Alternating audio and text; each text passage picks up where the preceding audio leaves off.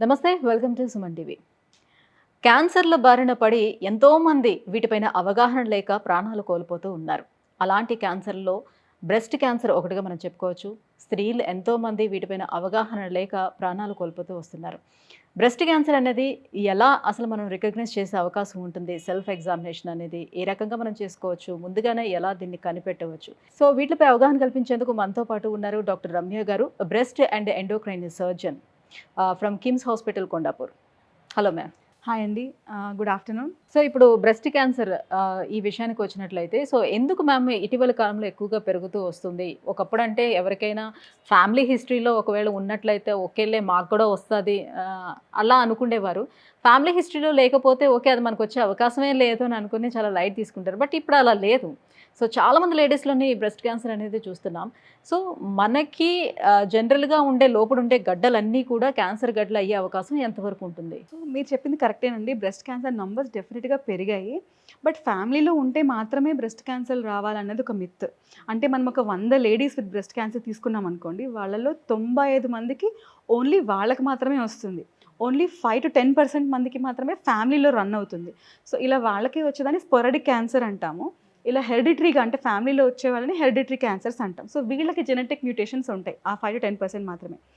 But breast cancer numbers ఇటీవల చాలా పెరిగాయి. ఇండియాలో కనుక చూసుకుంటే ప్రతి 24 మందిలో ఒకళ్ళకి రొమ్ము క్యాన్సర్ లైఫ్ టైం రిస్క్ ఉంది. So that's a very high number.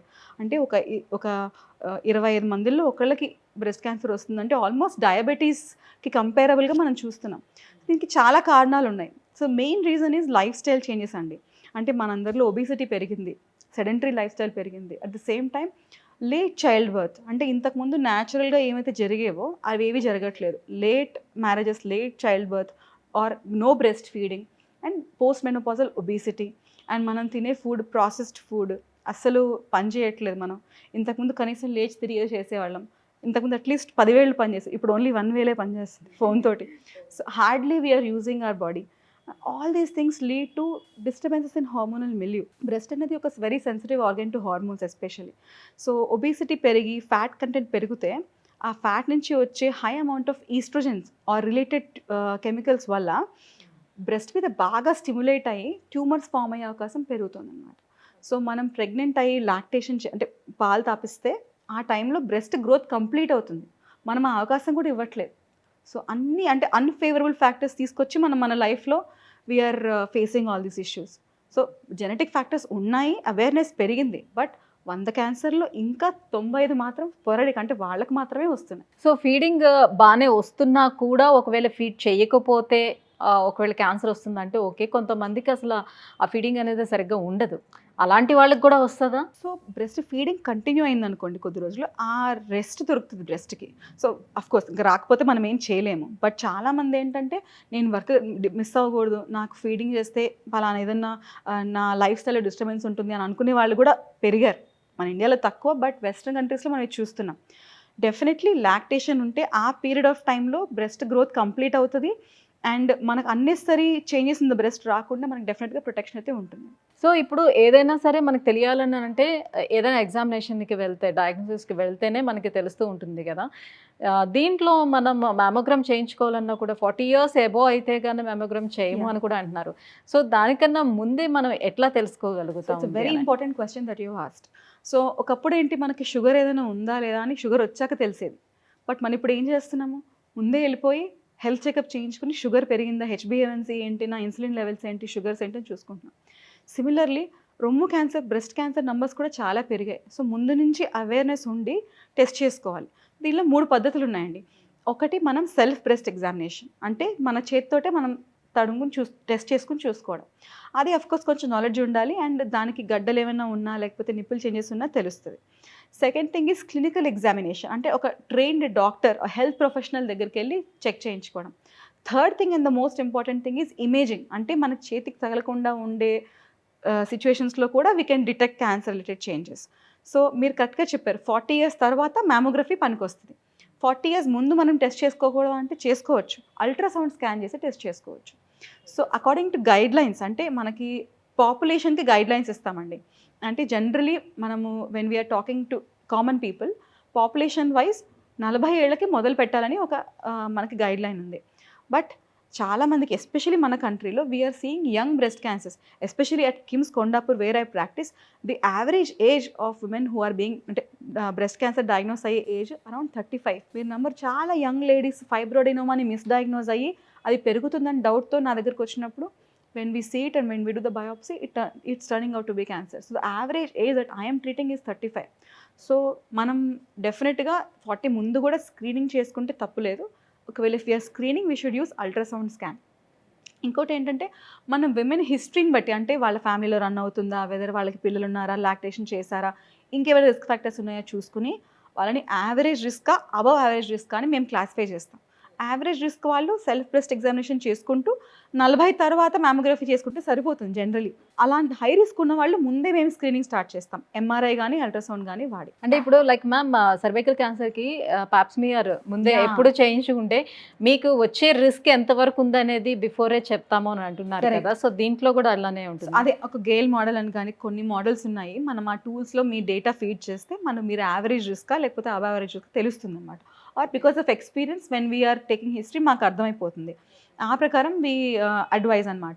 ఎందుకంటే స్క్రీనింగ్ అడ్వాంటేజ్ ఏంటంటే అది ఒక సిమ్టమ్ ఫామ్ అయ్యేకి ఉన్న ముందరే మనం డిటెక్ట్ చేస్తే క్యూర్ ఛాన్సెస్ చాలా పెరుగుతాయి. That is the advantage. అంటే అది ఒక క్యాన్సర్ కణంలా స్టార్ట్ అవుతుంది, చిన్న సెల్ లాగా స్టార్ట్ అయ్యి అది ఒక ఎన్నో వేల టైమ్స్ గ్రో అయిన తర్వాతనే అదొక లంప్ లాగా మనకు తెలుస్తుంది. అంతకన్నా ముందే we want to detect the cancer. So cancer start అయిన వెంటనే క్యాన్సర్ కణాలు శరీరంలో వెంటనే పెరగవు కదా, అది ఎంత టైం తీసుకుంటుంది, ఎన్ని ఇయర్స్ టైం తీసుకుంటుంది మనకు తెలియటం సో కోసం? బ్రెస్ట్ క్యాన్సర్లో మనకి రకరకాల టైప్స్ ఉన్నాయి.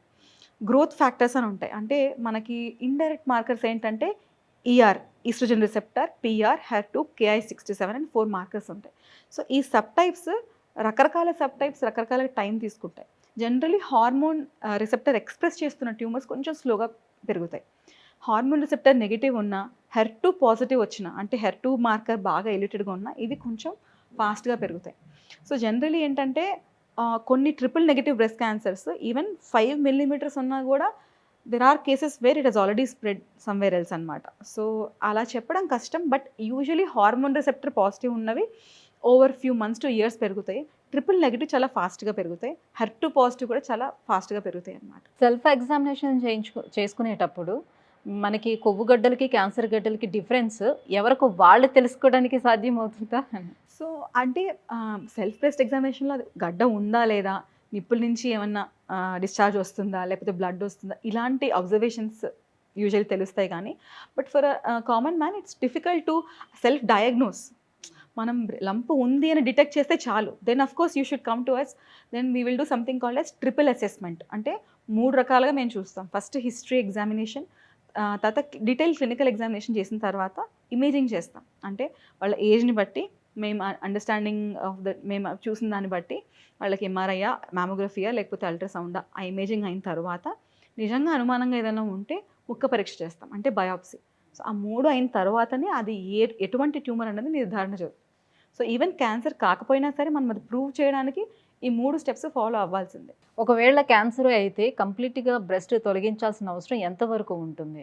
మనకి అంటే ఆపరేషన్ గురించి ఆలోచిస్తే బ్రెస్ట్ క్యాన్సర్లో అందరికీ రొమ్ము తీయాల్సిన అవసరం లేదు. ఇన్ఫ్యాక్ట్ చాలా మటుకు ఆల్మోస్ట్ 60-70% మందికి ఓన్లీ గడ్డ తీస్తే సరిపోతుంది అనమాట. అంటే ఒకప్పుడు ఏమనుకునే వాళ్ళంటే పెద్ద ఆపరేషన్ చేస్తే క్యూర్ రేట్స్ చాలా ఎక్కువగా ఉంటాయని ఒక 30 years బ్యాక్ అలా ఉండేది సైంటిఫిక్ ఎవిడెన్స్. బట్ చాలా హై క్వాలిటీ స్టడీస్ అన్ని మనకి ఇచ్చిన రిజల్ట్స్ ఏంటంటే మొత్తం రొమ్ము తీసినంత మాత్రాన క్యూర్ ఛాన్సెస్ ఎక్కువ అవ్వవు, ఓన్లీ గడ్డ తీసినంత మాత్రాన మరీ తిరిగి వచ్చే అవకాశం ఎక్కువగా ఉండదు. సో సెలెక్టివ్ పేషెంట్స్లో మాత్రమే మొత్తం రొమ్ము తీయాల్సిన అవసరం ఉంటుంది. చిన్న ట్యూమర్ ఉన్నా లేకపోతే మనకి ఈవెన్ సిగ్నిఫికెంట్ ఉన్న కీమోథెరపీ ఇచ్చి ష్రింక్ చేసి కూడా ఆయంత గడ్డ విత్ గుడ్ మార్జిన్స్ తీసే సరిపోతుంది. ఆంకోప్లాస్టిక్ బ్రెస్ట్ సర్జరీ అంటాం. అంటే నాట్ ఓన్లీ రిమూవ్, ఆంకోప్లాస్టిక్గా చాలా సేఫ్గా ట్యూమర్ తీయడమే కాకుండా బ్రెస్ట్ షేప్ కూడా మేము యాక్చువల్లీ రీక్రియేట్ చేయగలుగుతాం లోకల్ టిష్యూస్తో కానీ లేకపోతే విత్ ఇన్ ద బ్రెస్ట్ టిష్యూస్లో కానీ ఆర్ పక్కన నుంచి ఫ్లాప్స్ తీసుకొని కానీ. సో అందరికీ రొమ్ము తీయాల్సిన అవసరం డెఫినెట్గా అయితే ఉండదు. కొంతమందికి బాగా పెద్ద ట్యూమర్ ఉన్నా or multiple areas of the బ్రెస్ట్లో ఉన్నా చాలా ఎక్స్టెన్సివ్గా ప్రీ క్యాన్సరస్ చేంజ్ అన్నది ఉంటే అప్పుడు ఇంకా మాస్టెక్టమీ అంటే రొమ్ము తీసిన తర్వాత కూడా మనం రీకన్స్ట్రక్ట్ చేయొచ్చు. అంటే బ్రెస్ట్ లాగా కనిపించేలాగా ఇంప్లాంట్ కానీ లేకపోతే ఫ్లాప్ కానీ పెట్టి వెంటనే చేయొచ్చు, వెంటనే కూడా చేయొచ్చు. ఎస్. దాన్ని ఇమీడియట్ బ్రెస్ట్ రీకన్స్ట్రక్షన్ అంటాం. ఇమీడియట్గా అయినా చేయొచ్చు, డిలేడ్గా అయినా చేయొచ్చు. అంటే కొంచెం సర్జరీ అయిన తర్వాత వాళ్ళకి కీమోస్ అవి కొంచెం రేడియేషన్ అవి ఇస్తూ ఉంటారు కదా మ్యామ్. సో మళ్ళీ ఇంకా ఎక్కడైనా క్యాన్సర్ కణాలు ఉన్నాయేమో అన్ని చూసి ఇస్తూ ఉంటారు కాబట్టి వెంటనే చేయడానికి ఎట్లా సాధ్యమవుతుంది అని? అదేమవుతుంది మనకి రొమ్ము క్యాన్సర్ ట్రీట్మెంట్ అన్నది మనకి ఇప్పుడు ఒక 30-40 ఇయర్స్తో కంపేర్ చేస్తే అవుట్కమ్స్ అంటే సర్వైవల్ రేట్స్, మనం క్యాన్సర్లో ఏం అవుట్కమ్స్ చూస్తాము, తిరిగి వస్తుందా లేదా అన్న విషయము, అండ్ సర్వైవల్ ఎన్ని ఇయర్స్ వాళ్ళు జీవిస్తున్నారు అన్నది కదా చూస్తాము. It has improve drastically. ఎందుకు? Not only because of good surgeries, it is also because of మనకి కీమోథెరపీ, రేడియేషన్ ఇట్లా చాలా అడ్వాన్సెస్ వచ్చాయి. Especially chemotherapy and systemic therapy అంటాం. Chemotherapy, hormone therapy, target therapy, immunotherapy, ఇలా రకరకాల సిస్టమిక్ థెరపీస్ ఉన్నాయి. వీటి వల్లనే యాక్చువల్లీ రొమ్ము క్యాన్సర్ యొక్క అవుట్కమ్స్ చాలా ఇంప్రూవ్ అయ్యాయి. చాలా మట్టుకు రొమ్ము క్యాన్సర్లో ఫస్ట్ కీమోథెరపీ ఇచ్చిన తర్వాతనే ఆపరేషన్ చేస్తాం. అంటే క్యూర్ స్టేజ్ 1 to 3 ఉన్న వాళ్ళకి క్యూర్ ఛాన్సెస్ అవ్వాలి అని అంటే చాలా మట్టుకు ఫస్ట్ కీమోథెరపీ ఇచ్చి దెన్ ఆపరేట్ చేసి అవసరం ఉంటే రేడియేషన్ ఇస్తాము. ఆ తర్వాత ఇంకేమైనా ట్రీట్మెంట్ ఉంటే ఇవ్వాల్సి వస్తుంది. ఇట్స్ లాంగ్ ట్రీట్మెంట్ అనమాట. సో ఇవన్నీ మల్టీప్రాంగ్ అంటే మల్టిపుల్ టైప్స్ ఆఫ్ అటాక్ చేస్తే ట్యూమర్ సెల్స్ మనకి రెస్పాండ్ అయ్యి క్యూర్ ఛాన్సెస్ పెరిగాయి. సో కీమోథెరపీ ఇచ్చినా, రేడియేషన్ ఇచ్చినా కూడా ఇంప్లాంట్స్ అవన్నీ కూడా అఫ్కోర్స్ కొంచెం కాంప్లికేషన్స్ ఎక్కువ ఉంటాయి, కానీ వీ క్యాన్ డూ ఇమీడియట్గానే రీకన్స్ట్రక్షన్ చేయాలి. అంటే చాలా మంది భయపడుతుంటారు ఏంటంటే రేడియేషన్ తీసుకోవాలి, సో ఆ రేడియేషన్ ఆ కిరణాలు ఏవైతే ఉంటాయో సో లోపలికి ఎగ్జాక్ట్గా వెళ్ళకపోయినా, సో ఒకవేళ వెళ్ళినా కూడా అదర్ ఆర్గన్స్ మీద ఏమైనా ఎఫెక్ట్ పడుతుంది ఏమో, తర్వాత ఆ ప్లేస్ అంతా కూడా కొంచెం మాడిపోయినట్టు గట్టిగా అయిపోతుంది కదా, ఇన్ ఫ్యూచర్లో ఏమైనా సమస్యలు వస్తాయా దీనివల్ల? మీరు అడిగిన చాలా అంటే వ్యాలిడ్ క్వశ్చన్ అండి. ఫస్ట్ క్వశ్చన్ అడిగారు అంటే ఆ రేడియేషన్ కణాలు వెళ్ళి ఇంకేమైనా ఆర్గన్స్ ఎఫెక్ట్ చేస్తాయా అని. ఆ ఎఫెక్ట్ తగ్గడానికి మనకి చాలా మెథడ్స్ ఉన్నాయి. ఇంటెన్సిటీ మాడ్యులేటెడ్ రేడియేషన్ అంటాం, ప్లస్ ఆబ్లిక్ అంటే యాంగిల్స్లో పెట్టి మనకి మ్యాక్సిమం రేడియేషన్ డోస్ మనకు కావాల్సిన ఏరియాలో రీచ్ అయ్యేలాగా చాలా అడ్వాన్సెస్ ఉన్నాయి. దాన్ని ప్లానింగ్ అంటారు. అంటే రేడియేషన్ ఆంకాలజిస్ట్, ఇప్పుడు ఎట్లాగైతే నేను surgical oncologist, breast surgical oncologist, అలా రేడియేషన్ ఆంకాలజిస్ట్ ప్లానింగ్ చేసి 3D ప్లానింగ్ చేసి ఎగ్జాక్ట్గా మనకు కావాల్సిన ఏరియాస్లో వెళ్ళేలాగా ప్లానింగ్ చేస్తారు. ఆ ప్రకారంగా మనకి వేరే ఆర్గన్స్కి, ఫర్ ఎగ్జాంపుల్ లంగ్స్ కానీ లెఫ్ట్ అయితే హార్ట్కి కానీ రేడియేషన్ బాగా తక్కువ వెళ్ళేలాగా ప్లానింగ్ చేయొచ్చు. Other thing is future cancer risk because of radiation. Yes, అది కొంతవరకు ఉంటుంది, బట్ మనకి రేడియేషన్ ఇస్తే బెనిఫిట్ ఎక్కువ ఉంటుంది. చాలామందికి అవసరం ఉంటుంది ఆ రేడియేషన్ ఇవ్వడం. బికాస్ మనం బ్రెస్ట్ కన్జర్వేషన్ సర్జరీ చేసామనుకోండి, ఏవైనా చుట్టుపక్కల అలాంటి ప్రీ క్యాన్సర్ చేంజెస్ ఉన్నా, లేకపోతే ఏదైనా సెల్స్ మిగిలిపోయినా, మనకి ఇప్పుడు స్కాన్లో మొత్తం ఇప్పుడు కనిపించిన గడ్డనే కాదు, ఇంకెక్కడైనా కూడా ఇంకేమైనా సెల్స్ ఉండే అవకాశం ఉంటుంది. బ్రెస్ట్లో ఉండొచ్చు, ఉండకపోవచ్చు. సో తిరిగి రాకుండా రేడియేషన్ ఇవ్వాల్సి ఉంటుంది. ఒక బ్రెస్ట్లో ఒకవేళ ఆ క్యాన్సర్ కణాలని తీసేసి దానికి ట్రీట్మెంట్ ఫినిష్ అయిపోయింది, సో కొన్ని రోజుల తర్వాత మళ్ళీ సెకండ్ బ్రెస్ట్ కూడా వచ్చే ఛాన్స్ ఉంటుందా? వాళ్ళు ఆ టెన్షన్ కూడా ఉంటుంది కదా వాళ్ళకి. బట్ ఒక ఓన్లీ 100 మెంబర్స్లో ఒక 4 to 10% మందికి మాత్రమే ఇంకో బ్రెస్ట్లో కూడా క్యాన్సర్ వచ్చే అవకాశం ఉంటుంది. ఒకవేళ హెరిడిటరీగా ఉందనుకోండి, ఫ్యామిలీలో ఒక జెనెటిక్ మ్యుటేషన్ BRCA1 కానీ 2 కానీ ఇంకేమైనా బ్రెస్ట్ క్యాన్సర్ తాలూకా జీన్ మ్యుటేషన్స్ ఉన్నాయంటే వాళ్ళకి ఇంకో బ్రెస్ట్లో వచ్చే అవకాశం ఎక్కువగా ఉంటుంది. అంటే ఈ బ్రెస్ట్కి ట్రీట్మెంట్ జరుగుతుండేటప్పుడే మళ్ళీ సెకండ్ బ్రెస్ట్కి వచ్చే ఛాన్స్ ఎంతవరకు ఉంటుందని ముందే తక్కువ మందికి ఉంటుందండి. అలాగైతే తక్కువే ఉంటుంది. అంటే out of 100 maybe less than 10% అనుకోవచ్చు. అంటే అది కూడా ఇమ్మీడియట్గా జరగదు, over few years. Genetic risk ఉంటే ఎక్కువ రిస్క్ ఉంటుంది. ఇన్ఫ్యాక్ట్ మీరు వినే ఉంటారు ఆంజెలినా జోలీ గారు. సో షీ హ్యాస్ వాళ్ళ ఫ్యామిలీలో they have BRCA mutations.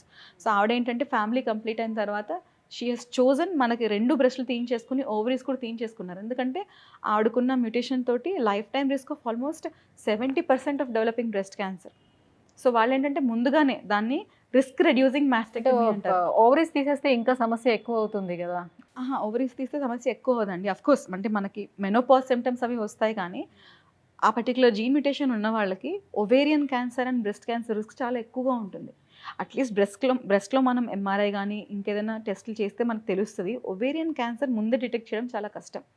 So మనకి ఆ మార్టాలిటీ అంటే సర్వైవల్ రేట్స్ పెంచుకోవడానికి రిస్క్ రెడ్యూసింగ్ సర్జరీస్ అని కూడా చేస్తారు యాక్చువల్లీ. అంటే దాని లైఫ్ టైం మళ్ళీ హార్మోన్స్ రీప్లేస్ థెరపీ చేసుకుంటూ ఉండాలి కదా ఓవరీస్ తీసేస్తే? It's a choice. Again hormone replacement therapy తీసుకోవచ్చు, అండ్ అంటే బోన్ హెల్త్ వాటి కోసం. That's an option. సో ఇప్పుడు ఒక సర్జరీ అయిపోయిన తర్వాత వాళ్ళు పోస్ట్ ప్రికాషన్స్ ఏం తీసుకోవాలి నెక్స్ట్? ఇంకా వాళ్ళ లైఫ్ స్టైల్ ఎలా ఉండాల్సి ఉంటుంది? సో మేము ఏం చేస్తామంటే రెగ్యులర్గా ఫాలోఅప్కి పిలుస్తాం, అంటే డిజీజ్ కోసం. ఫస్ట్ ఆఫ్ ఆల్ మనము ఎటువంటి ఆపరేషన్ చేసామన్న దాన్ని బట్టి, సపోజ్ చంకలో లింఫ్ నోడ్స్లో యాక్సిలరీ లింఫ్ నోడ్స్ అంటాం. మొత్తం లింఫ్ నోడ్ క్లియరెన్స్ చేస్తే వాళ్ళకి చెయ్యి వాపు వచ్చే అవకాశం ఉంటుంది, లింఫెడిమా అంటాం. అది రాకుండా కొన్ని ప్రికాషన్స్ చెప్తాం, లైక్ ఆ చేతిలో బీపీ చూయించుకోవద్దు, ఇంజెక్షన్స్ తీసుకోవద్దు, శాంపిల్స్ తీయనియద్దని చెప్తాం. సో అలాంటి ప్రికాషన్స్ తీసుకోవాల్సి ఉంటుంది. అండ్ షోల్డర్ కొంతమందికి ఎఫెక్ట్ అయ్యే అవకాశం ఉంది. సో షోల్డర్ ఫిజియోథెరపీ కూడా నేర్పిస్తాం. సపోజ్ మనం అంటే ఎటువంటి ఆపరేషన్ చేసినా ఫస్ట్ 1 ఇయర్లో 3 మంత్స్కి ఫాలోఅప్ పిలుస్తాం, దాని తర్వాత 6 మంత్లీ, దెన్ ఇయర్లీ వన్స్ ఒకసారి మళ్ళీ తిరిగి వచ్చిన అవకాశం ఉందా లేదా అనే టెస్ట్లు కొన్ని చేస్తాం. అంటే బ్రెస్ట్ చూస్తాము, అవసరం అనుకున్న వాళ్ళకి ఇంకేదైనా ఏరియాస్ కూడా టెస్ట్ చేస్తాం, ఆర్ సిమ్టమ్స్ ఏమైనా ఉంటే టెస్ట్ చేస్తాం. సో ఇలా కాకుండా ఇంకా చాలా ఇష్యూస్ వస్తాయి. అంటే కీమోథెరపీ వల్ల కానీ ఓవరీస్ ఎఫెక్ట్ అవుతాయి. అంటే ఓవరీస్ తీయకపోయినా సరే కీమోథెరపీ ఇచ్చినా, కొంతమందికి హార్మోన్ థెరపీ ఇచ్చినా హార్మోన్స్ లెవెల్స్ తగ్గుతాయి. ఎస్పెషలీ ఎల్డర్లీ ఉన్న వాళ్ళకి యాంటీ హార్మోన్ థెరపీ వల్ల బోన్స్ వీక్ అవుతాయి. సో వాళ్ళకి బోన్ బలపడే కొన్ని మందులు, కొంతమందికి సపోర్టివ్ ట్రీట్మెంట్ ఇలా ఇస్తూ ఉంటాం. అండ్ యంగ్ వాళ్ళకి, ఎస్పెషలీ మేము చూస్తున్న యంగ్ వాళ్ళకి క్వాలిటీ ఆఫ్ లైఫ్ అంటే again sexual health, cardiac health, అంటే హార్ట్ ఇష్యూస్, ఇవన్నీ కూడా మనం ఓవరాల్గా పేషెంట్ని చూడాల్సి వస్తుంది. మ్యామ్ ఇప్పుడు క్యాన్సర్ గడ్డ కాకపోయినా కొంతమందికి కొవ్వుగడ్డలు ఉంటాయి. ఆ కొవ్వుగడ్డలు కూడా వాళ్ళు ఏంటంటే కొంచెం మాకు పెయిన్ వస్తున్నాయి అని చెప్తుంటారు. కొవ్వుగడ్డలు పెద్దగా తీయాల్సిన అవసరం లేదు, నెసెసిటీ లేదని చెప్పి డాక్టర్స్ చెప్తూ ఉంటారు, సజెస్ట్ చేస్తారు. బట్ వాళ్ళు మాకు పెయిన్ వస్తున్నాయి, ఇవే కొవ్వుగడ్డలు ఏమైనా ఇన్ ఫ్యూచర్లో క్యాన్సర్ గడ్డల కింద మారుతాయా? సో ఇలాంటి డౌట్స్తో వస్తుంటారు. ఏం చెప్తారు? చాలా కామన్గా వచ్చే పేషెంట్స్, ఇన్ఫ్యాక్ట్ అవుట్ ఆఫ్ 100 80-85 మందికి ఇవే ప్రాబ్లమ్స్ ఉంటాయి. మీరు కొవ్వుగడ్డలు అంటున్నారు, వాటిని యాక్చువల్లీ బినైన్ లంప్స్ అంటాం. బినైన్ అంటే నాన్ క్యాన్సరస్. దాంట్లో మెయిన్గా 3 రకాలు ఉంటాయండి. ఒకటి ఫైబ్రోడినోమా అంటాం, అంటే ఇట్స్ నాట్ అ కొవ్వు కాదు, ఫ్యాట్ గడ్డ కాదు, బ్రెస్ట్ గ్లాండ్ టిష్యూలోనే సాధారణమైన ఒక గడ్డ వస్తుంది, అదొకటి. Second thing is fibrocystic changes అంటాం, అంటే సిస్ట్స్. మనకి వయస్సుతోటి జుట్టులా తెల్లబడుతుంది, అలాగే రొమ్ములో కూడా cysts and fibrocystic changes form అవుతాయి, అది రెండో టైప్. థర్డ్ థింగ్ ఈజ్ మనకి ఫిల్లోట్స్ ట్యూమర్ అంటాం. సో ఇదేంటంటే కొంచెం ఫ్యూచర్లో ఇది వేరే రకమైన క్యాన్సర్ కింద మారే అవకాశం ఉంటుంది. ఇవి కాకుండా of course lactational problems, breast feeding వాళ్ళకి డిఫరెంట్ ప్రాబ్లమ్స్ ఉంటాయి. So fibroadenoma and cyst are the most common things. చాలామంది పెయిన్తో వచ్చినా, గడ్డతో వచ్చినా ఇవే ఉంటాయి వాళ్ళకి. సో మనకి అది స్కాన్లో తెలిసిపోతుంది. అండ్ అగైన్ నేను ఇందాక చెప్పినట్టు బయాప్సీ చేస్తే అది ఫైబ్రోడినోమా కాదా అని తెలుస్తుంది. ఫైబ్రోడినోమా అన్నది క్యాన్సర్ కింద మారే అవకాశం చాలా తక్కువ, less than 0.01%. ఎనీవేస్ వాటిని రెగ్యులర్ చెకప్లో అయితే మనం పెట్టుకోవాల్సిందే.